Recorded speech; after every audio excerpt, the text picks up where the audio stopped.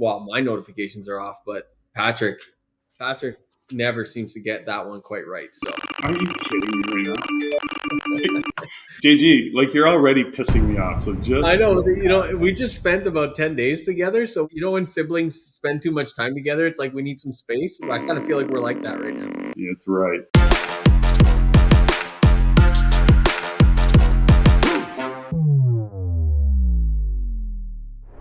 All right, ladies and gentlemen, welcome to another episode of Rein It In, episode number 27. And today I got 5 sticky notes, including a very special one called predictions. That's going to be the last one. We're going to cover BC housing initiatives that are going on. We're going to cover why we don't expect the bubble to burst. We're going to cover the real impact of rising interest rates. And we're going to cover the Toronto condo market specifically. It's going to be a good episode, Patrick. And I know you and I are already kind of fired up. It's not going to be good. It's going to actually be great. I'm going to even call it amazing. So listen in. Let's get to work. Now, Patrick, you and I were actually quite surprised because we found out we got some super fans. So hello to Cody, hello to Sandy, hello to Annie. Thanks for being super fans. And hopefully, if you're watching this and you're a super fan, put your name in the comments below and we'll name drop you on the next episode. Hey folks, thanks for watching. Just a reminder to like, subscribe, hit that bell for notification. But here's what I really want you to do. JG and I don't always agree on stuff, but I think I'm always right and JG's just about always wrong. What's your feedback? Let us know in the comments. Who's more right, me or JG? Let me know. All right, Patrick, our first sticky note is the BC Premier, Dave Eby, is actually pushing really hard to solve some of this housing shortage. And I like some of the things I'm seeing. Now, I know you're critical about all things government, so I can't wait to hear your opinion on this. But let's go through some of the things that Dave is doing because I think that what's happening is all these provinces are going about solving the housing shortage their own way, although they're using a lot of the same tactics. I'm kind of curious to see your thoughts on this. Well, I think, what's interesting about Dave and Dave Eby is that, he's one of the only premiers that is being very aggressive. He's just pushing things through. Now, a shout out and, actually credit where credit is due. And Dave is being very aggressive in how he wants to handle the housing shortage in terms of supply. And I think that's great. And the other side of that, of course, the more pessimistic side of me is it's not going to really make a big difference. But we have to start somewhere. He is starting somewhere. He's pushing stuff through without any real regard for what the mayors are thinking in these municipalities. He's going, quite frankly, I don't care. We have a housing shortage. We're going to push this stuff through. Now, you know what? And frankly, this is where it has to start, Patrick. One thing we know about municipalities is most of them are not going to take this kind of proactive stance on much. It's very rare for these municipalities to take proactive, approaches to these housing issues. We have seen it happen in Alberta, though. I do got to say, the Edmonton, the municipality of Edmonton did some things, which is great. But this all started in Ontario last year, and now BC is following along. You and I talked about it. We knew that all the provinces would follow suit. Really, Ontario got it started. Let's kind of break down the different parts of this legislation. One of them, this new housing legislation. One of these big changes, Patrick, people are pushing for is the zoning bylaws and really pushing municipalities to update their zoning bylaws so that it's easier to get development through and we can put more density within the allowable kind of residential zoning. So like even in Ontario, and it's the same in BC, even a single plot of land where previously you can only do a single family, now you can do 4, 5, 6 units on that single parcel of land. That'll make a huge difference, Patrick. I know you're a little pessimistic on all things government, but this is one of my favorite parts of the initiatives they're pushing across. I think this makes a real impact. Well, I think, like I say, Dave has made some big decisions, and I think that's going to be supportive. Forget about the long term. I think it'll have an impact long term. It doesn't really fix a short term problem that was created all along by not having policies that open these things up. But he's basically eliminated single family zoning right across the province. So in other words, he went into territories into municipalities where, the mayors are going, no, we don't want that because it's going to get things out of control or things are going to go out of control. But having said all of that, that's a view, that's an opinion. Now, here's the thing about it. As investors, when we're looking at how we invest and what we invest in, it changes the game a little bit from a couple of different perspectives, not the least of which is if you are that individual who has the, resources or even has the competency or ability to do development, this really opens up a door of opportunity. If you're that individual who can raise capital and bring money to the table, all of a sudden you're looking at a plot of land and you're going, holy cow, this could be a sixplex or this could be a fourplex based on that land. And all of a sudden changes the game for how you can develop it and have that investment opportunity. The other side of that, by the way, JG, which is really controversial, is he's not wrapping a bunch of the parking restrictions in some areas. Like, he's not making it about parking. So on top of the fact that we're taking single family, putting a fourplex, a sixplex, there's nothing around parking. So in other words, forget about parking. It doesn't matter. We just want places for people to live. They can walk, I guess. You daft prick. No. It's actually quite sensible. Well, listen, here's the thing. Parking is I got several thoughts on this. I deal with this stuff, and I was going to say crap because it is, but I'll say stuff because I'm going to be gentle. But I deal with this stuff on literally a daily basis at Vistor Property Group.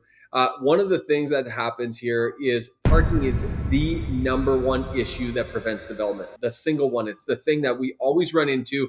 And if you eliminate those parking restrictions, and even if you loosen them off a little bit, it'll push development through in a huge way. It'll really speed things up, because one parking issue, Patrick, here where I develop, which is in Ontario, one parking issue can back up a development 18, 24, 36 months just because you don't have, maybe you need say the old, and by the way, these parking requirements are very, very, very antiquated.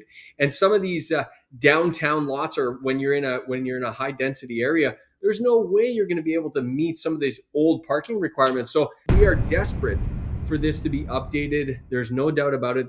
I think that's a huge plus, and I think this is a huge positive.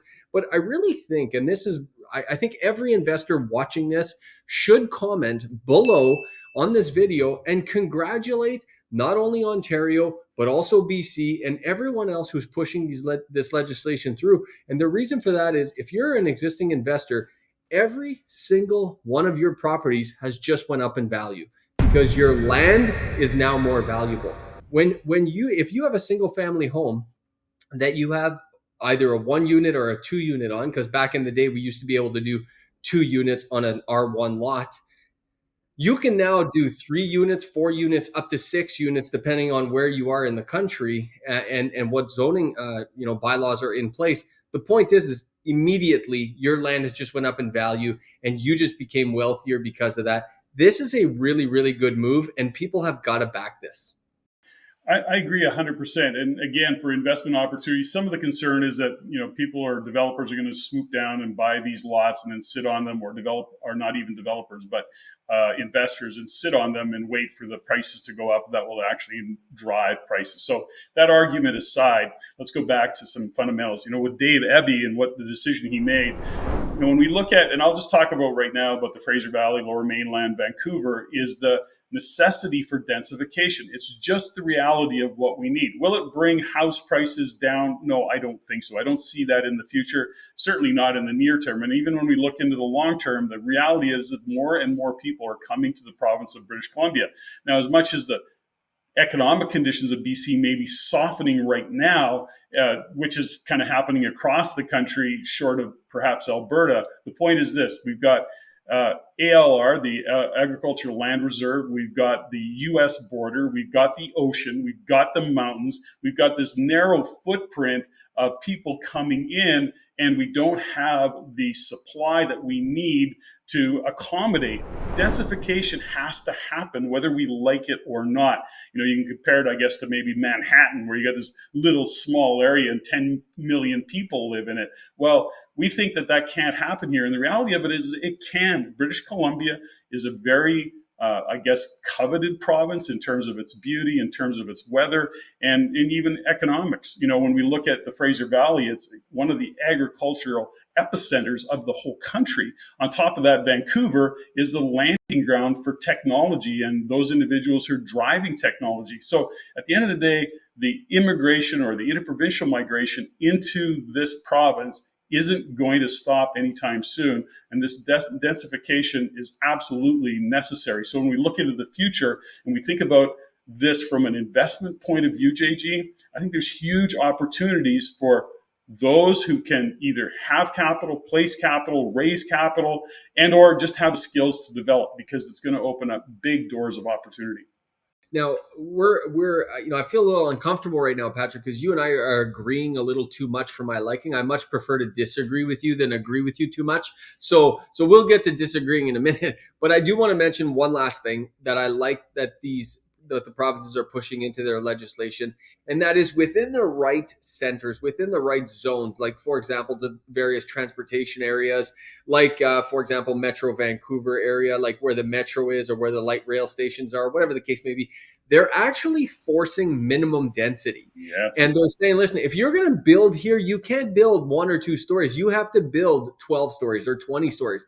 I think this is really smart. This is pushing developers to go to go high enough in order to make a real meaningful impact. But what it does better than that, Patrick, and this is what people who don't do development, fail to understand, is when the provinces does something like this in their legislation, this supersedes the local municipal bylaws. And it's these local municipal bylaws that stand in our way as developers, but these provincial laws supersede them. And what happens thereafter, and by the way, just so everybody knows, we're in this mode right now across the country where all the municipalities have now got to catch up to the province's laws. And this is an uncomfortable period. I got to tell you, here in Peterborough, we're horrible for this. Peterborough is really slow at getting on board naturally. Most municipalities are, but they don't have a choice now. They have to comply with the provincial laws. And as a result, there's this period of time, which we're in right now, and it may take another year, it may take another 5 years, but we're moving in the right direction finally. And even though it might be, uncomfortable and challenging for the next couple of years, the developers who fight their way through that red tape will clear the way for everybody else, and also will make a meaningful impact. I mean, the first ones, that first mover advantage will get rewarded in most cases. I'm going to add the thing I want to point out here is that, listen, it's the government that caused this problem to begin with. And so as much as, Dave Eby has made some good decisions, I believe, these are still, we'll call them in proposal stages. In other words, yes, he's driving it through, and yes, there's not supposed to be anything in the way. But listen, leave it to the government to get in their own way. And what happens with municipalities is they'll tie it up in bureaucracy if they don't agree with it. So the reason I share that is, from an investor point of view, it's like they make announcements for, let's say, a new ring road or a new transportation change in a highway or LRT. It's proposal, and are politicians known to tell the truth, the whole truth, and nothing but the truth all of the time? And, the answer to that question is absolutely not. So when we see these developments, we often say to investors, make sure that you're seeing like caterpillars and graders and people that aren't leaning on shovels before you start investing into that future state that they're talking about. And I think we have to be a little bit cautionary as investors is, okay, cool, this is really sounding good. Let's make sure it's real. Let's just make sure we back test these proposals and that this is in fact going to happen before we start placing our capital and making big commitments and writing offers and getting conditions removed. So we just got to be a little bit cautious about it. And I just want to kind of put that, because it is government after all, and politicians are known to maybe, stretch the truth a little. I lie. I'm actually in this position because of how effectively I lie to you. The best thing to do, Patrick, is for people to call their local municipality and see where they are at with complying to these various laws. Like you said, Patrick, I think the one in BC is only proposed right now, but the one in Ontario, the bill, I forget the bill number, but it has had royal assent now for 1 year. It passed November 28th last year. So it's happening. It's done. And the municipalities have no choice to comply now. But yeah, you got to check with your municipality. I think that's smart advice, Patrick. Okay. Will be that. That was a good segment. I liked it. That was a good segment. We agreed a little too much. It was a little too hunky-dory for my liking. All right, Patrick, the next topic we want to tackle is why we don't expect the bubble to burst. And, people love to refer to the real estate market as a bubble all the time. I mean, I think over the last 15 years I've been or just under 15 years I've been investing in real estate, I've constantly heard this word bubble. I've never seen any bubble pop yet, Patrick. And who knows? Maybe now, the question is now the time the bubble's going to pop? Because that's what some people are expecting. So we got some fantastic graphs we want to show and some really great visuals to talk about this bubble and whether or not it's going to burst. It's interesting. In my YouTube feed, I have a couple of guys that show up that are really well followed, and I force myself to listen to them. And it is just absolutely unbelievable, the negativity and how housing is going to crash and nobody can see it, but they can see it. And don't they know that these prices and affordability, and they're really have no argument for why they think this whole market's going to crash. Of course, they don't talk about when that time frame might be or what they're calling a crash and what might it be. I mean, it really is ridiculous in terms of the exuberance they put behind the Canadian market is going to crash. And it's like, settle down, you guys. Let's just look at what's really happening. So I can see the sense that, does this make sense? Do these economic conditions make any sense? It's like interest rates are high, listings are down, listings are up, sales are down. At some point, you think the real estate market has got to come off.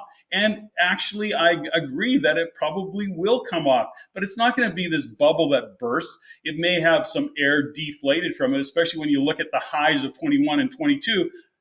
Those were the boom parts of the real estate cycle, JG. You and I've talked about it so many times.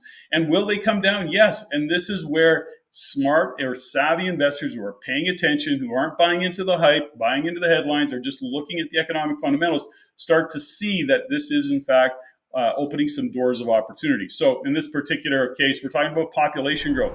The government, now, I was about to say the government is committed to continuing with the immigration, and they have to, because of course our net growth from a natural way of having children is way down. Like it's like ridiculously low. So we need immigration.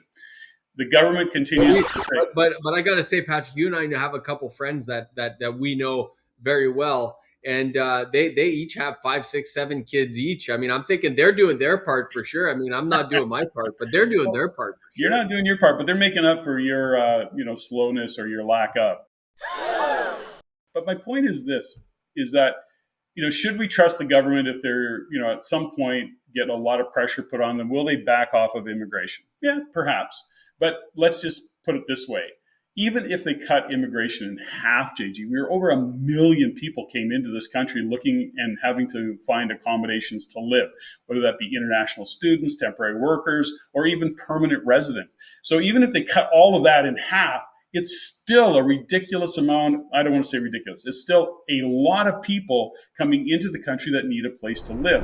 So that that alone is going to help put a floor under real estate. And certainly in the rental demand component of it, and of course, as being a rental housing provider, what do we want to know? We want to know that we've got a lineup of clients that want to live in our properties. So it's all to say that when we look at why there isn't going to be a bubble, interest rates are an influencer. They're not going to be high forever. And I mean, we don't know, but let's say over the next couple of years, they're going to come down a little bit. Things are going to soften.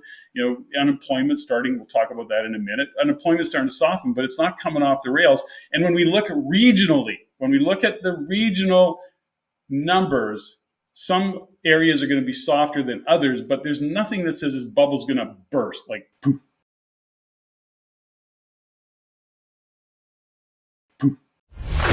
Now, let's talk about that, Pat. Let's unpack that because that I called one of those, by the way, I call that a Patrick pontification right there, which I love. I'm a big fan of them.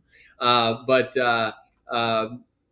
let's unpack it. First things first is you talked about people talk about a bubble, but people have to understand that their own benchmark plays a role in that bubble, right? And what I mean, and you talked about, if you could. The bubble is based on what benchmark? Where are you benchmarking to? Are you benchmarking to November of 2021 when stuff was completely artificially inflated because of all the cheap money that was flooding into the market? Is that the benchmark in your mind, or is the benchmark 2019, or is the benchmark 2015? What is the benchmark in your mind? Because that makes a big difference. And I think if you ask the average person that question that talks about a bubble, Patrick, you say, listen, what's your benchmark for that assessment you're making, you'll always get a very, very interesting answer that will have an unrealistic benchmark. And that's the beginning of people who make these comments about bubbles, is they have an unrealistic and an unfounded benchmark that they can't. And of course, that benchmark doesn't make sense. Therefore, the rest of it doesn't make sense in my mind. Oh, 100%. And I think what, the majority of people, the masses, will look at and say, well, this is what the headlines say. So they're just reading the headlines and buying into the headline. I want to just say something is, we've done a couple of live meetings, and when we look from an investment point of view, and I don't know if it's the best time to kind of shine a light on this, but those individuals who are showing up for our live events, for our virtual events, who are really educating themselves on what drives real estate, what is the economic fundamentals that lead real estate so that we can make great decisions. That is like when we talk about good to great, the difference between good or average and great is literally less than 10% of paying attention a little bit more. And so for investors who are watching the economic fundamentals, why we do these shows, is to provide some real substance of why real estate is doing what it's doing and why we think it's going where it's going, because it's based on data, not on emotional headlines. And we're not buying into there's going to be a bubble, because it makes absolutely no sense. Now, having said that, maybe that's just a term. Is it going to be softening in some regions? Yes. Is it a bubble? I just can't make it make sense. Now, let's talk this bond yield, Patrick, for a second, because this is one of the reasons we believe that we're not going to see a bubble burst, is because bond yields are finally going in the right direction from our perspective, which is they're coming down. And just so everybody knows, bond yields is how fixed rate mortgages are priced. So when the Bank of Canada raises interest rates, that doesn't impact fixed rate mortgages. That impacts variable rate mortgages, but not fixed rate mortgages. But the 5-year government bond, that's how we price fixed rate mortgages. And that, Patrick, went up to almost 4.5% in the last month or so, and we're already down to 3.87%, which is, and by the way, we went to a low of 3.77%. So that's fantastic. We're seeing some pretty massive swings in this 5-year government bond. The point is where's it going to settle and where's it going to level it out? But this is how fixed rate mortgages are priced. And when this is going down, you can expect fixed rate mortgages to be going down into the future. Yeah, they will eventually follow. But I think when you look at this is just a 6-month chart. But if you look at it over the course of a year, these yields have been the most erratic in history, which speaks to the uncertainty of the market. So when we do future thinking, we start to see these bond yields come down a little bit. It's actually the market saying where they think things are going to go. So that may mean a softening economy. It could mean a lot of different things. But the point is that they are coming down. I think you might get it spike up and then it'll come back down again. That just speaks to the uncertainty of the market. But this, for us as investors, is good news on the fixed rate side. I called this real estate market, Patrick, a couple months ago. I think it was in August. I called it a slingshot market that was kind of starting to really, people were going to sit on their hands and this was going to build up momentum. And eventually we're going to let go of this slingshot. And I think one of the things that's going to help is the interest rates. When the interest rates come down enough, both, by the way, the Bank of Canada rate will help because that impacts things like credit cards, it impacts things like lines of credit, it impacts things like car loans. It really impacts the day-to-day living as well as variable rate mortgages, which a lot of people are on. But if they both start coming down, the 5-year government bond yield and the Bank of Canada rate, whether it just stays fixed for a while, which it now has, and it starts to come down, I think you're going to see a lot of pent-up energy in the real estate market start to get unleashed. And then I'll be able to say I was right on the slingshot, Patrick. We'll see. We'll see. I want to share a quick story here is that a friend of mine, I kind of reached out, or he reached out to me yesterday, and we talk about the pressure of interest rates and the variable rate versus fixed rates and some of the investors that are getting in trouble. In the past 90 days in Alberta, I won't say where, but in Alberta, he's done almost 15 agreements for sale with people who are in trouble. Now he's got fairly deep pockets, so he's taking it on and he's readjusting because he sees the where they're not maximizing rents, for example. So he sees opportunity to, in fact, bring those properties back to cash flow. That's part one. Part two is he's got a lot of doors and he feels like a little bit of a genius because he locked in really low rates in 2020. But guess what? That means in 2025, those 1.5 rates that he locked in are now going to go and be renewed. So I was giving him a hard time going, okay, well, I hope you're planning for that increase, because otherwise there's going to be AFS coming your direction. You're going to be hoping that you can get out on an AFS. So anyways, a little bit of a funny story, but these are things that are happening in the market. Here's another great chart, folks. You got to remember this. This is so important. We say it every episode, but you got to remember, people love to talk about a Canadian real estate market. There's no such thing as a Canadian real estate market. So right now we're talking about a balanced market across the country. Meanwhile, there's many parts of Ontario that are in a serious buyer's market, and there's many parts of Alberta that are in a strong seller's market. So, don't buy into the headlines of a balanced market or anything regarding a Canadian market. Really do your research on your particular region. And that goes beyond, Patrick. Often we break down provinces. We talk about Alberta, we talk about Ontario, we talk about BC, and that's great because it's better than the Canadian market, but it's not good enough. The sophisticated investors have got to go right down to their actual region, meaning the municipality you're investing in. Well, it's interesting. We just, let's shine a light on it for a quick minute. We did a live meeting here in British Columbia last night in Langley. And what was interesting about that is one of our trusted partners, who is Fraser Valley, Lower Mainland, Vancouver, BC, actually, he went through a bunch of stats. I think he probably had at least a dozen regions, Chilliwack and Mission and, Abbotsford, and of course into the Lower Mainland and Surrey. And he looked at all those regions, and guess what? Those are all within an hour and a half drive of each other. And the markets, buyer's market, seller's market, buyers, neutral, that's how regional it is. And it also speaks to why we need to pay attention to those specific regions when we look at what's happening economically. Here's another great chart on house price expectations, which is Bank of Canada did this. I shouldn't have said that because Patrick's going to discount it immediately. If it says the words Bank of Canada on it, it's out of Patrick's mind. But anyways, let me continue, which is this survey shows at the beginning of the year, the average person from this survey was expecting their house to appreciate about 2% at the beginning of the year. So pessimism was at its highest. People were only expecting real estate to go up 2%.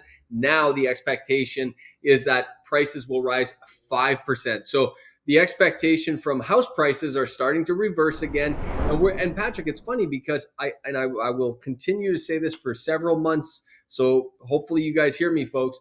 It was exactly 2 years ago we stood on this on this very channel, doing YouTube, doing live streams, and Patrick, you and I were saying, folks, you've got to be careful. We're at the height of the market, and those who listened and who backed off were very, very happy. And I've been saying for some time, folks, there's still some pain ahead, yes, but we're definitely on the backside of this slide. You're at the bottom. Are you at the tip top? Or sorry, are you at the really, really bottom of the bottom? I don't know. I'm not a fortune teller. I can't tell that, but I can tell you that we're way closer to being out of this problem than we are to get into this problem from my perspective, Patrick. So, and this is just, you're starting to see things turn from my perspective. Still some pain ahead, but some interesting things coming up as well. Well, I don't know. When we look at house price expectations, again, the Bank of Canada did the survey. We don't know who's in that survey. They could have taken a poll with a bunch of realtors, and what are realtors going to say?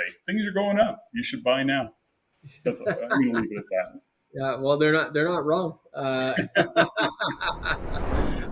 Okay, Patrick, another chart that I wanted to cover. We talked a little bit about this. These are leading indicators, but consumer sentiment still not great. Definitely at lows of lows.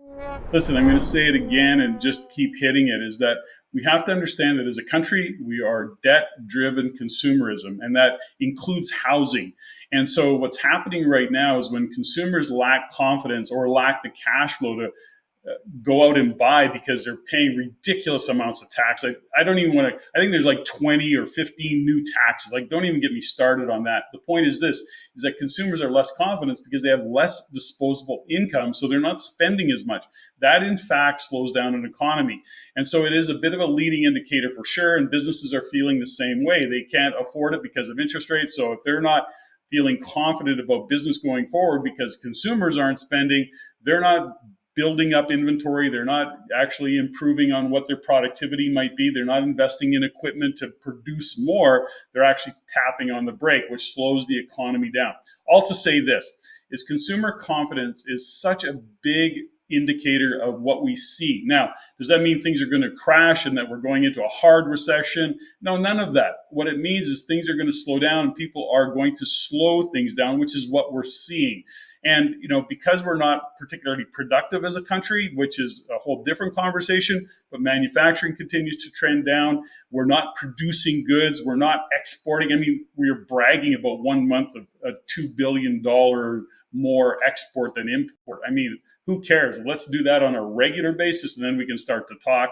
And we're not actually shipping and producing and or selling commodities the way we have the ability to, and the commodities that we have, resources that we have. So it's all to say this, is we have to pay attention to the fact that as housing does slow down, that crash, but slow down, is that affects a lot of jobs. So we're going to start to see more and more people be nervous about their jobs. And in fact, there may be some layoffs that we're starting to see in that construction industry. That'll start to slow things down as well.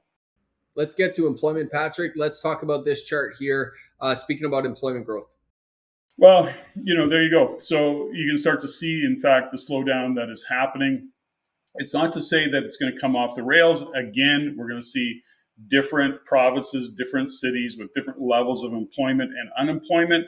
But ultimately, we're still in good shape. If you start to listen to some of the news out there, there's lots of talk about the construction industry and the fact that builders have touched the brake. The thing about all of this is businesses do, in fact, slow down, touch the brake. There's some conversation, and I was watching some numbers the other day, which is like business insolvencies are up 42%. But the lack of detail of that statement. Well, okay, so business insolvencies. What business? Are they solopreneurs, entrepreneurs? Like literally, are they one-man shows? Are they three-man shows? Are they 300 employee businesses? No. So these are things that we got to look when we look behind the headlines. The point is this: employment growth, although it's softening, still is pretty strong, as is unemployment. If it comes up a little bit, I've said before, if we get into the 6.5% range, it's still a very healthy number.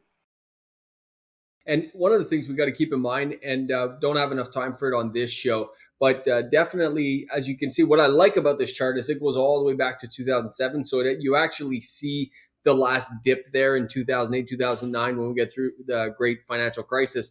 But as we came out of that great financial crisis, you can see how employment growth really slowed down. What's going to be different this time around, Patrick, is technology is very, very, very different in 2024 than it was in 2010. That's 14 years of technological advancement.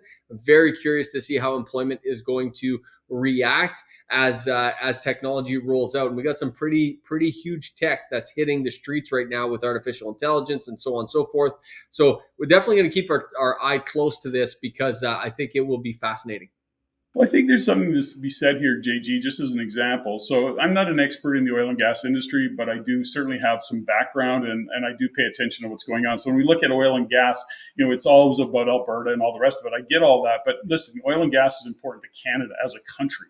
And what we're starting to see is that the development in the oil and gas industry, the game changed over the past 10 years. You used to have a lot of what was referred to, and still is, roughnecks working the rig. Well, you needed a lot of people to do that. Well, technology has changed the game. You need less people. What's happening in Fort McMurray, for example, in what they do in the oil and gas industry is driven by technology. And so we need less labor, traditional, and everybody could get really freaked out about that, saying, well, we're going to lose jobs for trades, or we're going to lose jobs for that labor force, the actual physical labor force. But what we're picking up on is the need for engineers. And I'm talking about engineers in terms of technology and technology development. So it's just a shift of the jobs that are going to be required. Will it require less people overall?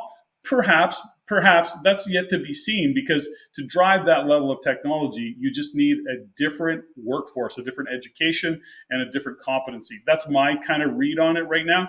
And I don't know what your thoughts are on that.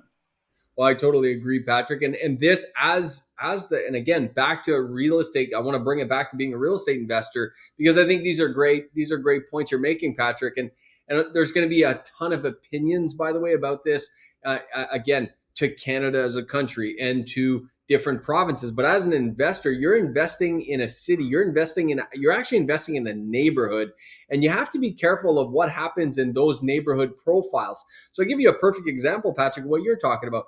If you're an investor in Fort McMurray, you've seen this firsthand in the last 10 years. What happened if you invest in Fort McMurray specifically? It's gone through a massive transition, a huge changeover as technology rolled through that industry. But if you're investing in Ottawa, Ontario, what's happened in the oil fields has had no impact on your investment whatsoever. Zero, nada. That's important, Patrick, because where someone invests is critical. And as these industries start going through these technological rollovers, improvements, enhancements, upgrades, whatever you want to call it, it will impact people differently. And real estate investors have to be really, really well connected to what's going to happen in their neighborhood. I got a comment. You're just speechless. That was so deep and profound. You're speechless. Well, I don't know. You know, JG, you've made some really great points there. I don't really have anything to add to that. I think you're pretty thorough. Awesome. Anyways, that's enough. And that covers us as to why we don't expect the real estate bubble to burst. Let's move on. All right, Patrick, let's talk about the real impact of rising interest rates. We got a great chart here that shows how the impact's been to real gross domestic product based on the Bank of Canada and what they've done to the overnight policy rate. So let's touch on that. We got a couple other really, really cool charts. We're going to show some recent statistics on mortgage default rates, which are finally starting to get published. So let's get into this, Patrick, on the real impact of rising interest rates. Yeah, you know, I think this chart is one that says a lot. You know, we presented this a couple of times at live meetings, and I think that there's a kind of a fundamental disconnect about the reality of why interest rates have increased in the Bank of Canada message and Chrystia Freeland or Trudeau or whoever about why we're increasing rates. We have to get inflation under control. CPI needs to come down. The only way we can do that is by raising rates. And, you know, when we look at the actual reality of it, this chart really says it all. So we have to consider this, is that when we look at this particular chart, you start to see that where GDP was, okay, which is not CPI. This is gross domestic product, where it was when the rates were lower, and then what happened to that GDP, which is a snapshot of the productivity. It is a economic health of a country, of a province, of a city. And we start to see what happens when rates went up. Well, what happened? We slowed the economy down. Here's the question, JG. Did CPI come down? Oh, they're bragging about it. They're going, look at us go. We brought it down to 3.2%. Okay, 3.2% on top of a whole, it's layered. So is inflation come down? Are prices coming down? No, they're not. You're layering it on top of the other. And this is what drives me freaking crazy, because at the end of the day, what we know is this. Inflation is still rampant in food, still shelter costs going up. And to add to add salt to the wound, if you will, is CPI 30%. Over 30% of CPI is made up of the interest portion of a mortgage payment. And they keep raising rates. So are they bringing CPI down? Absolutely not. It adds to the increase in it. The point is this, what they're doing is slowing the economy down. Is that going to have any effect on inflation or in food prices? No. Is it going to have any effect on fuel prices? Absolutely not. Is it going to have any effect on shelter costs? No. Oh, those just happen to be three things that are really important to us. We got to eat, we got to put fuel in our vehicles, and we need a place to live. So here's a great chart. I think it's a great indication of exactly what is happening in terms of the impact of rising interest rates. So did they need to do it? Yeah, arguably slow the housing market down. Has it slowed it down? Has it brought prices down? Arguably not. I mean, they're coming down from the highs of 21, 22. We'll see. Patrick, I'd love to jump in, but I was gonna jump in, but I just love when you get all fired up like that. So I thought I would let that go. But let me show you. I got another great chart that I want to actually show people, because this one's really important. And these are the mortgage default rates.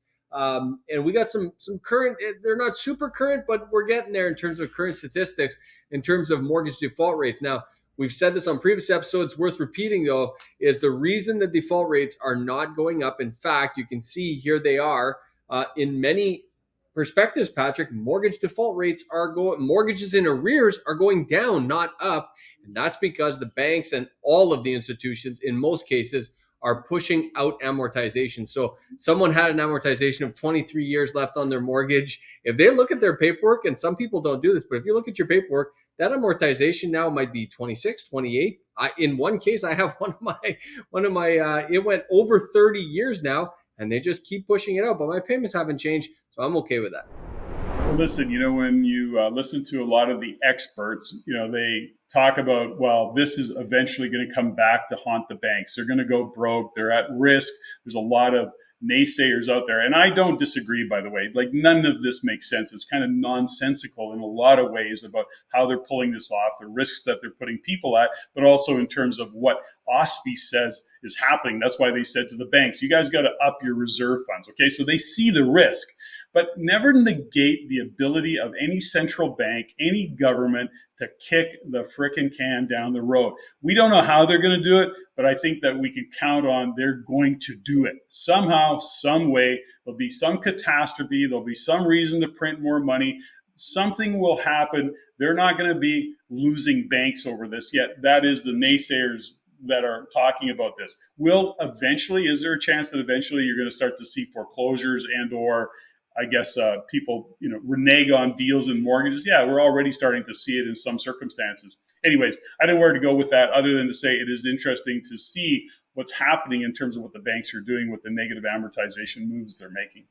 I know exactly where to go with it, Patrick, which is these naysayers you're talking about. And I know they drive you crazy because I hear about it off camera all the time, but I think you should invite them to this show and I will I'll narrate a boxing match between the two of you. That would be so cool. Let's invite it. Folks, if you guys like that idea, by the way, make sure you put it in the comments below. And you should suggest some people that we should invite on this show so we can have a little duke out match between Patrick and whoever else you guys think we should invite. I'll be the narrator. I love that idea. As a matter of fact, folks, if you know somebody, do an introduction.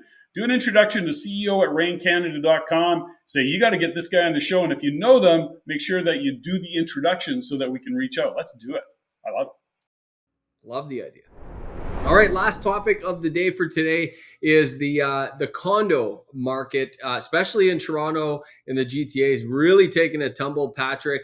And I know you have opinions on the condo market in Alberta. That's very interesting, by the way. But here's an interesting chart about cash flow, what they call the monthly condo cash flow index, which is how much cash flow these condos should generate. We could see here that by the middle, even early 2020, Patrick, these condos essentially have gone underwater and will not cash flow at all, which I got to say, in 2021, 2022, the number of phone calls and coaching calls and events I did where people came to us, Patrick, and said, hey, I just can't seem to find cash flow in condos. And we said, you can forget about it. It's over. You're not going to find cash flow in the condo market. And in case people didn't believe us, here's the chart.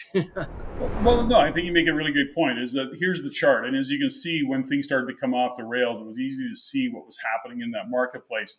And, the trend isn't shifting around. It's not changing. And it's why the condo market, particularly in Toronto GTA region, is really in tough shape right now. A lot of people in trouble, a lot of speculators and gamblers in that market are getting caught. We've said it many times, is there's very few brokerages in terms of realtors that really understand this market. We have a trusted partner who does a brilliant job at this, but at the end of the day, these are challenges in that market, and we have to face those challenges and realize that it was a bit of a gamble if you got into that market speculating on everything and prices only go up and that you're going to be able to pull it off. This is a perfect example of why and how that isn't working. All right, folks, we're doing a new segment here today called Predictions. I was going to call it Patrick's Predictions, but what the hell? I'll throw my hat in the ring and give you my predictions while I'm at it. They're just guesses from my perspective anyways, but Patrick's got some real science behind his predictions. So just listen to those. And Patrick, the first prediction is the next rate announcement is on December 6th, right before Christmas. What are your thoughts? What's going to happen here? Are we pausing? Are we going to pause? Are we going to raise? Are we going to decrease interest rates from the Bank of Canada's perspective? What's your prediction? Well, I think based on where things are heading, it's going to be a pause. There's a very small chance that they would decrease, but I don't see an increase, for sure not. I'd be shocked if they do that. But again, at the end of the day, we use common sense, and I don't know that the Bank of Canada or their good friend Christia uses common sense. So I'm going to just say I'll take the safe bet. I think it's a safe bet, which is they're going to pause. I'm gonna predict that they're gonna decrease because I'm gonna implore the wishful thinking approach of decrease. So I'm hoping they're gonna decrease. So I'm gonna go with the decrease, Patrick. Well, I think it makes some investment decision based on hope. That's a great strategy. I'm much more pragmatic when it comes to my investing decisions. But next and final prediction right now, Patrick, I gotta say, you've been harping about oil prices. You've been warning that they're going to go up. You've had all these various pontifications around it, or what I call Patrick pontifications around it. But I got back from your place in BC recently, and man, gas at the pump $1.34, Patrick. I thought, holy crap, are we going back to 2014 here? This is incredible. No. You got back from Alberta where it was $1.34, and so you're just confusing because you were traveling and you had other focus. It was $1.34 here in Ontario. Yeah, in Ontario and Alberta, yes. In Vancouver and as in the Lower Mainland, it dropped to $1.69. So just be clear on what region you're talking about. Well, listen, that's got nothing to do with oil prices, by the way. So, it has everything to do, but regionality is just about the taxes in British Columbia versus Alberta versus Ontario. So it's all to say this: oil prices are actually down a little bit. I guess I still have got a forecast for oil prices going up. I don't care what's going on, given the wars and stuff, they're only going to go up. That's my belief system. That's really what I'm seeing. And is it always a straight line up? No. If they happen to be down, fill your tank. Good job. But they're still going up.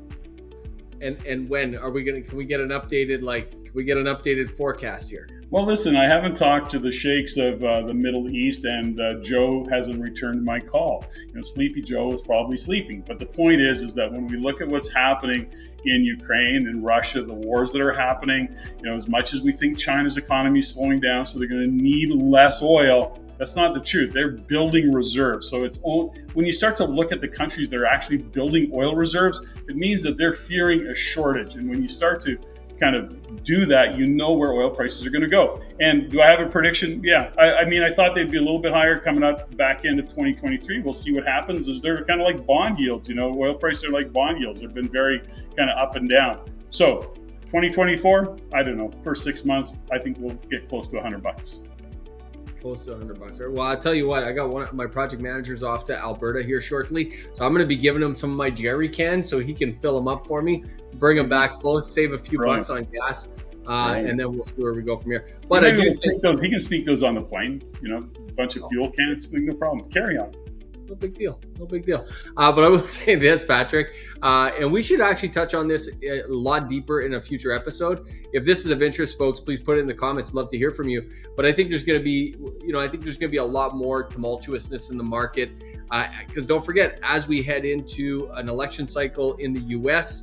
in 1 year from now, I think it's early November next year, the election in the U.S. I think between now and then, until they know who's going to be the next president, which way that president's going to swing, is we swinging left, we swinging right, which way are we swinging? I think there's going to be quite a bit of ups and downs and tumultuousness in the market. That's going to be interest rates. That's going to be fuel. Although, we'll see. We'll see how right the Patrick predictions are. We got it on record, and we're keeping a ticker score of Patrick's predictions. So don't worry, folks. I'll keep you in the loop on how right this prediction was. I've got no comment. All right, folks, hopefully you've enjoyed episode 27 of Rein It In. If you have any ideas or thoughts or comments you want to leave, we'd love to hear from you in the comments below. Please like, subscribe, and share this episode. We'll see you soon on Rein It In. Thanks, JG. If you like what you learned here, go to the description below and subscribe for our free Insiders newsletter, where you can also stay up to date for our upcoming events and our courses.